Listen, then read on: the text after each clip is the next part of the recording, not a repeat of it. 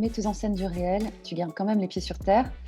Bah oui, carrément, parce que je parle que de ce qui se passe vraiment concrètement dans la société. J'ai choisi ce nom de métier qui n'en était pas un au début, parce que je me suis rendu compte que ce que je faisais, c'est-à-dire de la photo, de l'écriture, du son, c'était la même chose. C'était travailler à partir du réel, du documentaire, de questions de société qui m'importent. Tout quitter pour devenir écrivaine, photographe, quel a été le déclic?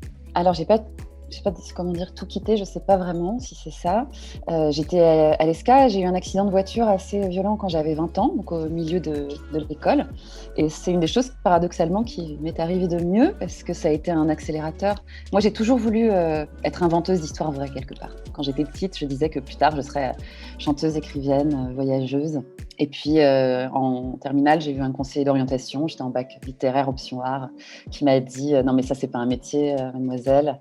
Vous êtes sociable, vous aimez voyager, la communication, entreprendre, faites une école de commerce. » Et du coup, c'est comme ça que je suis rentrée à l'ESCA. Et cet accident-là, ça a été une prise de conscience de l'urgence que j'avais à réaliser ma vocation. Mais j'ai fini de façon un peu plus alternative. Je suis allée aux Philippines en échange. Ensuite, j'ai fait un stage long pour Solidarité Sida.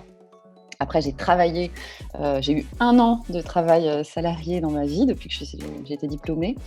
J'étais responsable de la communication du Festival Solidaise. Et puis là, j'ai tout quitté quelque part, puisque là, j'ai démissionné pour partir faire un tour du monde à la rencontre de femmes inspirantes. Ça s'appelait 81 femmes. Et je suis revenue de là et j'ai écrit mon premier livre qui s'appelle Same, Same but Different. Et c'est là que j'ai vraiment commencé à entreprendre ce métier qui n'en était pas un. Si j'écrivais un livre sur mes années SK, ça raconterait quoi ? Ça raconterait surtout des rencontres, parce que je me suis fait beaucoup d'amis là-bas, qui sont toujours mes amis. Ça raconterait le tourbillon de joie dans lequel on était. Il y avait une forme d'insouciance, de légèreté, de tout est possible. Que j'ai gardé.